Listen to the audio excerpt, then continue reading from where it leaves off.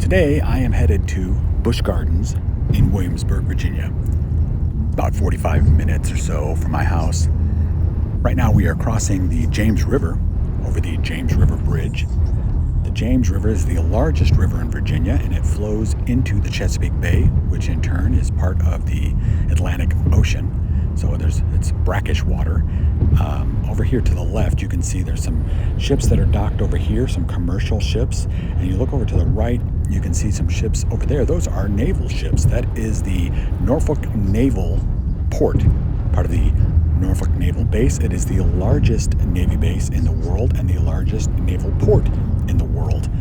They build ships. I'm not exactly sure when the last ship that they built was, or submarine. They have built ships and submarines. They have some ships that are dry docked that they are doing some repairs or modifications on, and they actually have a ship there that's permanently dry docked, the USS Wisconsin. It is a large battleship that you can tour and learn the history of. It's really neat. We'll take a trip over there sometime, and I'll show you that.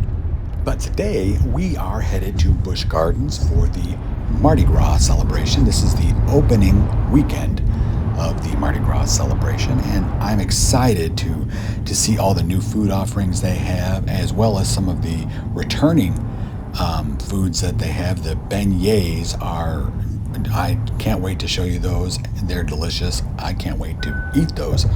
And then there'll be some music and some shows and just a lot of fun. So join me, won't you, as we celebrate Mardi Gras at Busch Gardens. Adam in real life, let's make it true. Every day's an adventure, something new. Join the fun, let's break the mold. Every moment's worth its gold. Parking lot of Busch Gardens now. You can see the tall coaster is Apollo's Chariot. Behind it to the right is Tempesto. They typically have those closed down during the winter months. Although I thought Apollo's Chariot was open. I know it was closed during Christmas Town. I don't know if they're going to open it back up. There's a few rides they keep closed. They close, especially some of the bigger roller coasters. They close them down during the winter months for maintenance, because during cold temperatures, I think they said below 50 degrees, they don't run them anyway. Before we head in, I think we will hit the kiosk here and see what member benefits that we have for this month. Well, it's a good thing I did check, because I got a free sample item. I can get one each time I come here, and $10 for this month in Busch Bucks, so I can use this for either food or merchandise. Armed with my free item and my $10 Busch Bucks, I'm gonna head into the park and see what food items they have and where I can use that free item. I'm gonna get a card, and I'll show you when I get in there. There's you can either buy the items a la carte at each booth, or you can get the punch card, and it actually saves some money. So typically the items cost anywhere from $6 to $8, but you can get a card, and if you get 15 items, it averages out to, I think, $6. So you can get higher priced items just for one punch. So I'm curious to see whether or not I can use the Busch Bucks to buy to go towards the card. I wouldn't think that I could, but it doesn't hurt to try. Prominently displayed in the entrance here is the symbol of New Orleans in Mardi Gras colors. This is typically a water fountain during the summer, but it's a little cold to have a water fountain, so during the winter months they replace the water fountains with different elements, usually reflecting the season or what's going on, different festival. As we walk in, the first land is England, or the UK, but London, I think, primarily. Typically those are Union Jack flags up above, but since we are doing Mardi Gras, they are in the Mardi Gras colors.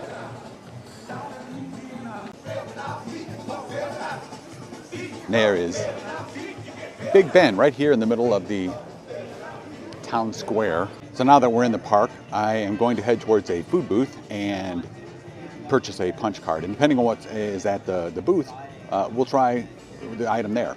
Well, unfortunately, they don't have paper brochures or maps anymore. And I suppose that's not surprising. Everything is going to mobile, so you can get it on your app. You can look at it on the app and you can see the map and you can see things like that. Or you can look at the kiosks that they have. And like I said, it's not surprising considering the fact that now, since last year, they went cashless. So you can't use paper money. You can only use either a card or Apple Pay. So anyway, we'll just play it by ear. I know where the booths are, and we'll just find. I'll be just as surprised as you will when we find out what each booth has. A lot of the stuff is similar, the same, not just similar, exactly the same as they've had in the past. There's a few new items, so I'll be on the lookout for those. But I was trying to get a heads up as to where those new items were. I didn't get a chance to look on the website. I may look on the app here and see, and I'll let you know. But right now we are heading into Ireland. Let's see what they have. No, you didn't see that, did you? No, I didn't see anything. Okay, cool. So the leprechaun's got some beads on now. Oh my goodness. A couple of characters. They look like gestures. I don't know what you'd call them, but it's a very Mardi Gras looking outfits. There's one, there's another one here, and they're handing out beads, the Mardi Gras beads, in a very way that's a little more family friendly than how you would get beads at traditional Mardi Gras in New Orleans. If you know that, then you know that. I'm not going to describe that in detail here, but here they're just handing them out to everybody.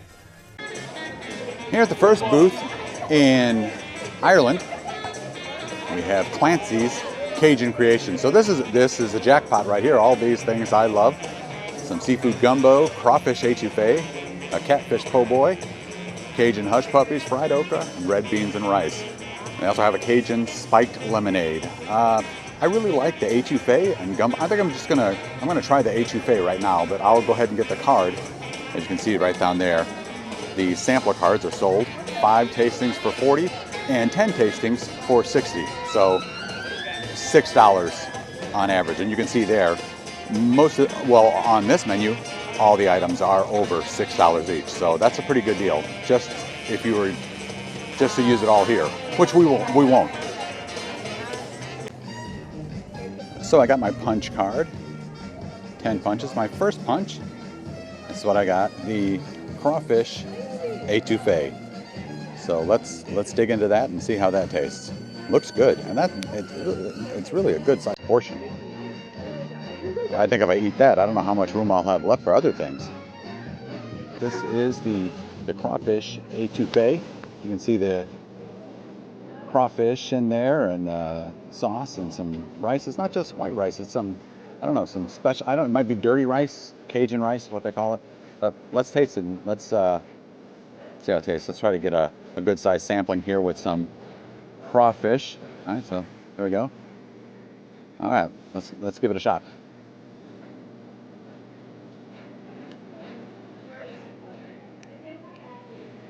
Well, it's definitely creamy. It's not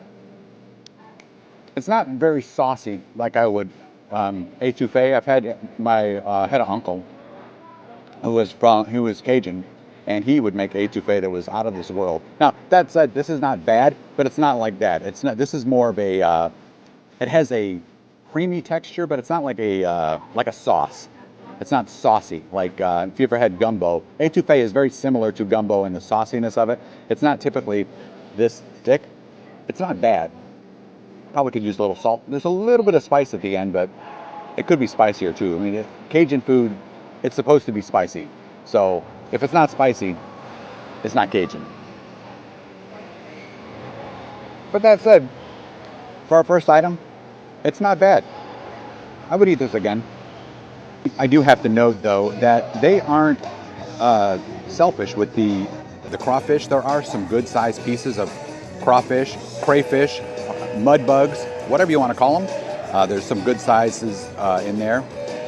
And I just wish there was a little more seasoning to it. I think this rice, it's like a wild rice. Well, maybe it is. Maybe it is a Cajun rice that you could. I don't know if they have that separately or not. I didn't notice that. Anyway, overall, it's pretty good. Pretty good. I think if I was to rate it on a scale, let's do that. I'm gonna start 1 to 10, and I'll give this a solid 7, 6.5, 7. It's maybe not so solid. And here at Grogan's Pub, they have the bacon and jalapeno grit casserole. That sounds good, but I just finished the Étouffée. I'm not full, but I don't want to get full on everything over here. So let's keep going. I'll put a note to try that next time. That does sound good, but we'll be here again. So let's keep moving.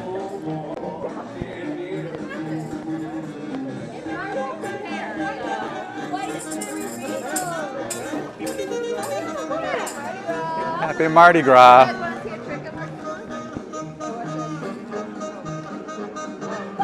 Ta-da! I wanted to mention that I was able to use the $10 in Busch Bucks towards the punch card. So if anybody has a membership and you get the $10 in Busch Bucks, you can put that towards the punch card and bring the price either down to, for a 5 punch for $40, make that $3, or a 60 punch, or I'm sorry, 10 punch for $60 and make that $50. So $5 a punch. So I guess this is he's a one-man band. It's funny that it says the Po Boys and it's just one. So I guess the other boys are busy someplace else. Is that spoons? Yeah, so he's, oh, and these are pots and pans, and that looks like a pizza pan. Oh no, that's a pot lid. I see it up there. It's a pot lid. So these are pots and lids and spoons. So the crawfish, it looks like a lobster because it's so big, but because it's Cajun, it is a crawfish. I guess he's getting the last laugh not being cooked, although he would not fit in any of these pots anyway. We are now in France, the Café Lulu Beign-YAYS. So now at this booth in years past, they had the beignets, and I believe there was jambalaya over here. So I think the jambalaya was at the booth in Ireland. The beignets are so popular, I guess they just decided to give it its own booth. And they are very good. We might get some of these today. I'm going to keep going to see what else they have, and if we make our way back around here, we'll get some beignets, because they are really good.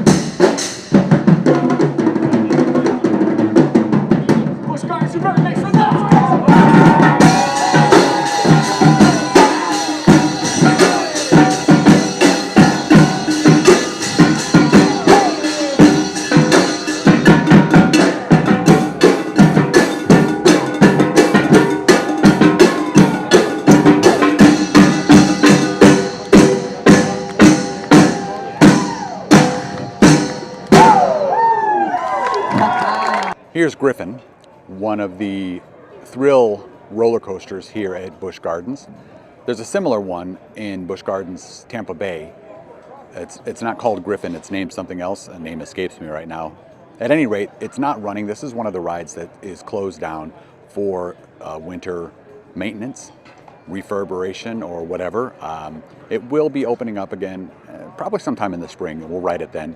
It's a great ride. It's one of those rides where you can see the drop here, and we'll go up to the cars come right there and crest, and they just hang there for a little bit, and you're just looking straight down until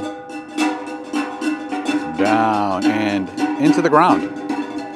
Great ride. Never catch my wife on it, ever, but I like it a lot. So I'm looking forward to it opening up again. Here at the Three Rivers. Hey there, Adam in Future Life here. Just wanted to interrupt real quick and say that I forgot to mention that we left the France area and we are now here in New France, which is right next to France. This and the next place that I go to is in New France, which looks a lot like Canada. Anyway, back to the present. They have corn fritters, banana Foster cheesecake. Oh, I want to try that. I really like banana Foster, so that's I think I've had that before. I can't remember.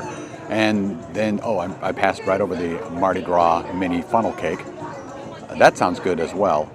And since we just get them for a punch, that's $5, I think that's pretty good. That's better than paying these prices. I don't know if I'd spend $9 for it, but I might spend $5. It looks pretty good. So again, I'm going to hold off. We're going to come back here. We've got some time, so we're going to take a look around and see what they have at other places before we come.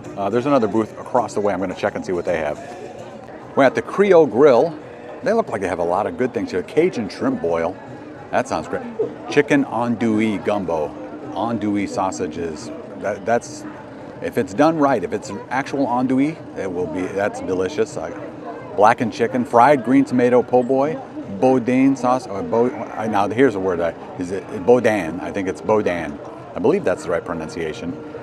Correct me in the comments if I'm wrong. And Mardi Gras corn. I don't know what that is.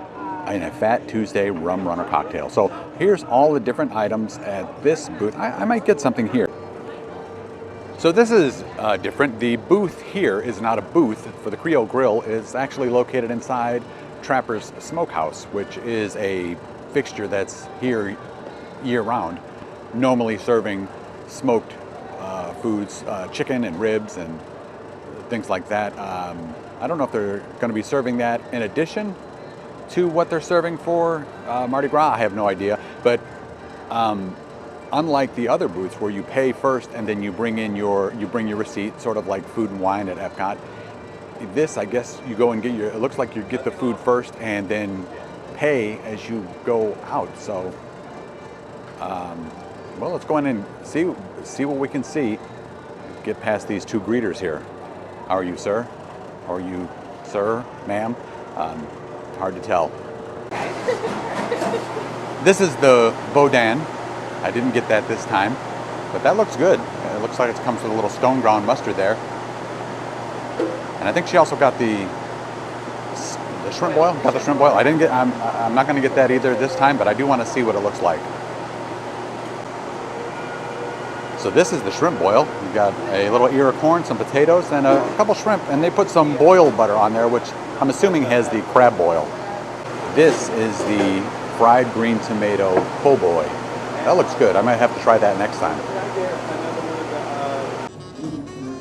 I ended up getting the chicken and andouille gumbo, and I got a little packet of hot sauce here, a little Texas Pete, just in case it's not quite spicy enough. I like spicy food, and the Étouffée was not spicy enough, so I'm not expecting this to be real spicy. And it makes sense. There's a lot of people who don't really care for spicy food, but I think in honor of true Cajun style cooking, they should have a few items that are authentically hot, and maybe put a disclaimer that this is authentically Cajun, and get it at your own risk.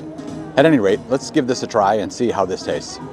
We'll go ahead and get some chicken there. Oh, let's see. Oh, there's some andouille. See if we can get both chicken and andouille. That might be a really big bite, but we'll try to get that with some rice. Okay, that's a huge bite, but there, can you see there? Little scallions on top there. So let's give it a shot and see how it tastes.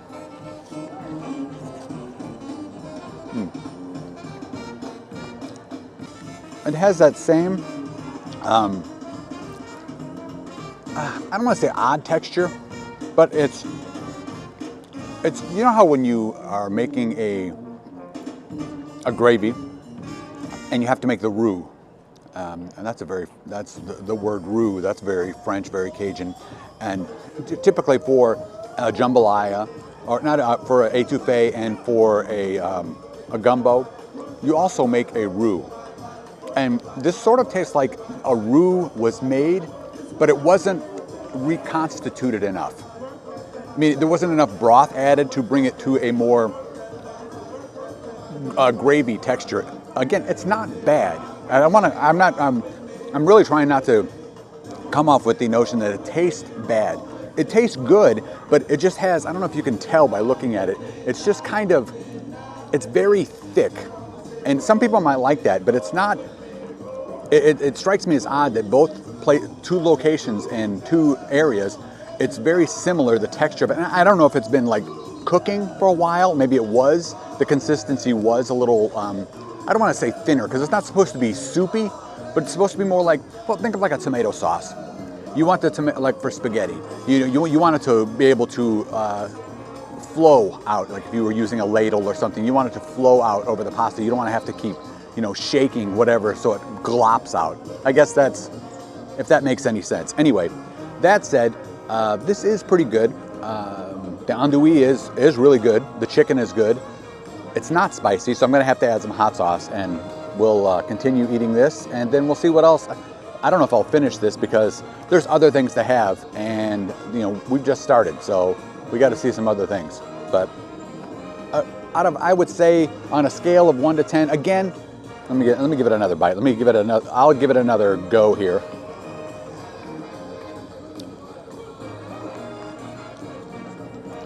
Again, I'm gonna stick with a 7 on this.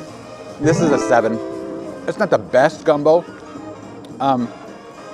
Well, and now that I notice, I don't see any okra, and so technically you cannot call it gumbo without okra, because for it to be gumbo, you need okra, because okra gives it there's a certain quality that it can only be achieved by having the okra in it, and that's where gumbo comes from, whether it's chicken gumbo, seafood gumbo, whatever. And I don't see any okra in here. I could be wrong, I could be missing it, but typically the okra is prominent, and I don't see any in here. Okay, upon further examination, I do see that there are pieces of okra in here. I thought these were all scallions, but this here is definitely a piece of okra. There are a few. It's not as prominent as you would expect in a gumbo, but it is there, so technically this is a gumbo. If you do find that it is too cold to eat outside, they have these pavilions with heated seating. So you could sit and eat in there and warm up, even if you're not eating anything. I mean, they're not checking to make sure you have food. So you could go in there and have a seat and warm up a little bit before venturing on. So that's nice that they have those.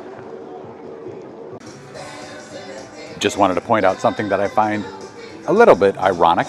This attraction is closed, and this attraction is Alpengiest. Alpengiest is a suspended roller coaster, and you can see there, the boy is on skis, and the theme of the Alpengiest is skiing in the Alps, hence the name Alpengiest. So the theme is, you can see here, that's not real snow, it's fake snow. That's the theming of the ride all around. So you would think that this would be open during the winter, but it's too cold for the winter roller coaster. Not surprisingly, the Le Scoot, the log ride, is also closed for the winter. It's not quite cold enough that the water would freeze, but you would definitely feel a little frozen if you were wet today. Another fountain that is, I guess this still is the fountain. There's still the little taps there, not turned on because of probably the cold weather, but it's converted here to a New Orleans theme rather than what is typically up here. No water down there. During the Christmas town, it was a big cup of hot cocoa with gingerbread men swimming in it with marshmallows. I don't know why they didn't make this like a big bowl of gumbo, but they didn't ask me. But that's what I would have done. A big bowl of gumbo or jambalaya. I think that would have went really well right here. Maybe have a little crawfish swimming in it. They have fire pits located throughout the park if you want to warm your hands or face. It's really nice when it's really cold out here. Walking into Octoberfest, they've got this banner, this entryway decorated. I like it, looks nice. The DarKoaster is an indoor roller coaster. It should be affected by the weather, although it says they're running it at a reduced capacity. I wonder why, and I wonder what that is about. I can't bring the camera on the ride, but I'm going to go ahead and take a quick ride while I'm here. Do you have what it takes to brave the storm? Let's find out.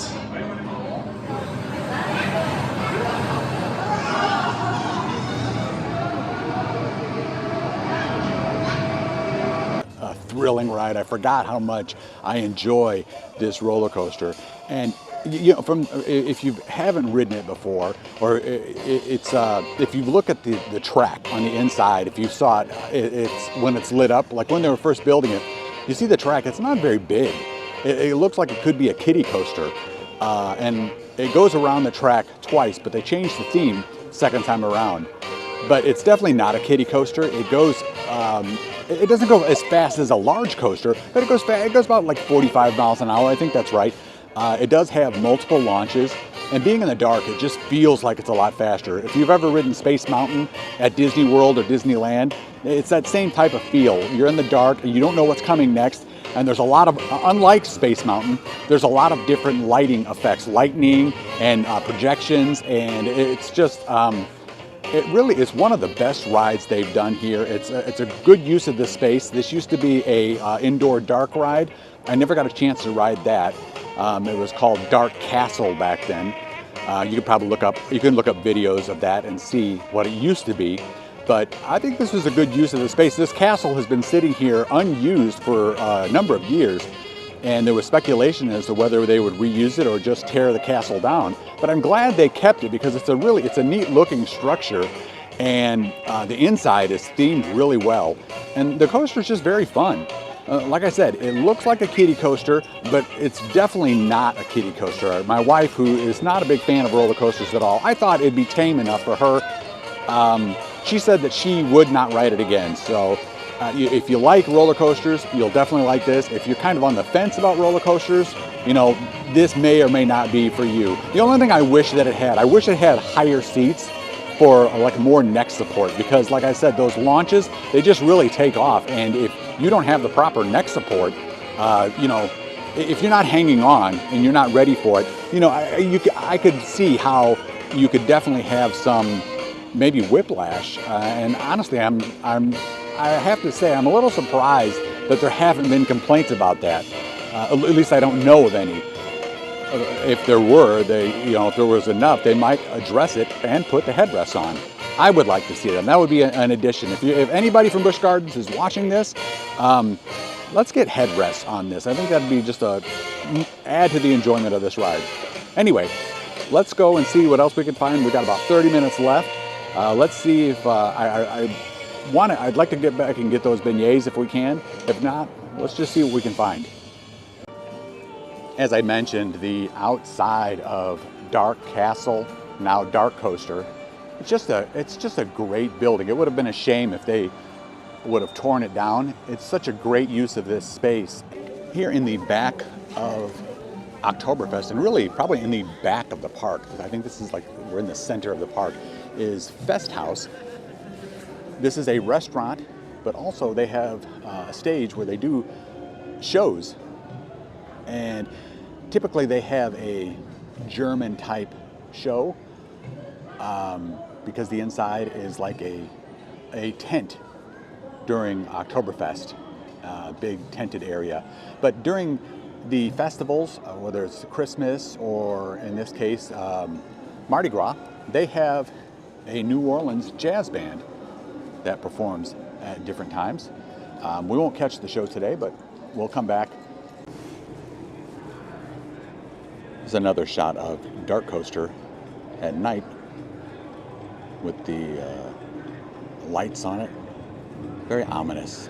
I've decided to change direction and just head back towards France because, like I said, the park is closing in less than a half hour, and I don't think we have enough time to finish the rest of the way because we got about halfway through, and I don't think we have enough time to finish up and then get back into France. In fact, there's the announcement. Busch Gardens will be closing in 15 minutes, yeah. So we definitely would not have had enough time to get back around to France had we gone that way. So I turned around and we're just going to head to France to get the beignets because I wanted you to see those. And here they are, the beignets from France. I really wanted to get over here. I'm glad that we did not go all the way around the park. We definitely would not have made it back here as it is. There's about 10 minutes left until the park closes, so there's no way that we could have gotten back here. So this will be our last thing for this evening. And like I said, we'll come back and we'll take a look at other things. But let's go ahead and dig into these. See the caramel and a little bit of caramel and powdered sugar there. Anyway, I'm going to dig into these. I know how they taste, but let's just see if it's the same as I remember. Oh, wow, yeah. It's very sticky because it's caramel.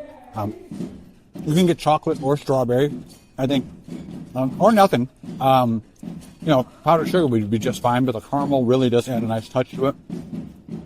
Very good. Very good. It's very, it's fluffy, but dense. It's a little crisp on the outside, but not too crisp. So, I had some beignets, the famous Disney beignets earlier, end of last year. And I love the beignets there in New Orleans, at Port Orleans. I don't know how these compare. I would say they're close. I would say that they're in the same, league, if you will. I don't know if they're better. I don't know if they're not as good, because I'm going to eat them, and they're very good. They're very, very good. So, I don't know. I didn't rate this on a scale of 1 to 10. These are definitely, if 9.5 at the minimum, if not a 10. Very good. Highly recommend. If you get nothing else, get the beignets. Oh yeah, so good. Picked up a knife and fork when I was in there, assuming that I was going to eat them civilized, but I should know myself better by now. I'm already sticky, so there's no point in reverting to a knife and fork now. I'm just going to use my hand, and hands are washable. Even though the park is now officially closed, the party is still going strong here over at Craw Daddies, although the crowd is diminished from before.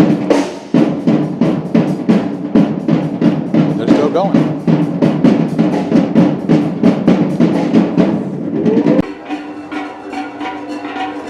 As the crowds begin to trickle out, I'm gonna head that way.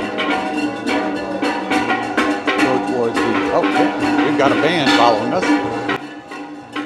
Here they come. It's the parade.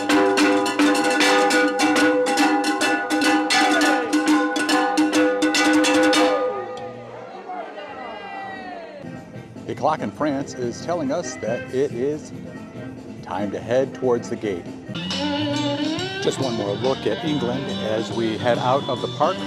Big Ben all lit up with Mardi Gras colored lights, and the New Orleans symbols on the side of the Globe Theater. I guess I need to look up what those are called. I just keep calling them the New Orleans symbols, but I'm sure there's a name for them. And then around here, the front also lit up, Mardi Gras, and more of those symbols.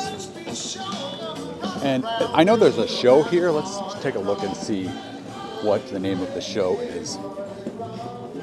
So the show is the Carnaval Imaginique. So the Imagination Carnival. I by the looks of it, I would guess it's something like Cirque du Soleil. So I don't know. We'll definitely next time we come, we'll have to check it out. This is a very nice theater, the Globe Theater. So I just stopped by the Emporium and picked up some collector's plates. I have some at home, and I don't have these. But I wanted to show you some more around in the store, but the park is closed and they're trying to close up, so I didn't want to hold them up. I was the only one in there. Had there been lines or whatever, I would have kind of shown you some of the merchandise, but they're trying to get out of there. They want to go home, and we should head that way too. One of the attractions coming in 2025 is the Big Bad Wolf, the Wolf's Revenge. The Big Bad Wolf, for those of you who aren't familiar with Busch Gardens, Williamsburg history, it was a roller coaster some time ago, quite a few years ago, and it has since, it's been gone for a long time, and I'm not sure, I think that there's a roller coaster here called Verbolten, and I think it is in the place where the Big Bad Wolf used to be. I might be wrong, but I think that's right. At any rate, they are building, we didn't get a chance to see it. We'll have to go look next time.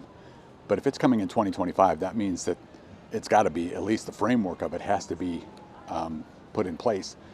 But this is going to be a nod to the original Big Bad Wolf. So I'm excited for it. I don't know when. It just says coming 2025. So sometime this year.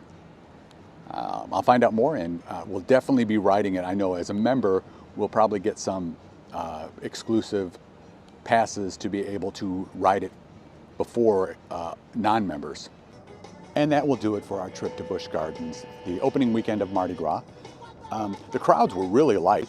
We didn't get to see all that I wanted to see. We only got, like I said, about halfway around, but had some good food. And there's some food that I still want to try and some booths that we haven't seen yet. So I'll definitely be back here. I don't know when that's going to be, but you know, we'll just play it by ear. I also don't know what is going to be next, but I hope you joined me. I hope you had a good time, and I enjoyed showing you around. So until next time, this has been Adam, and this is my life. And remember, you only get one shot at today. So make it memorable. As you leave the park, or as you're coming into the park, depending on which direction you're going, they have this symbol here in the grass area. I don't remember seeing this last year, so I think it's new, but I think they put it during Christmas Town, and it's still here. I hope they leave it because I think it adds to the aesthetic of the park.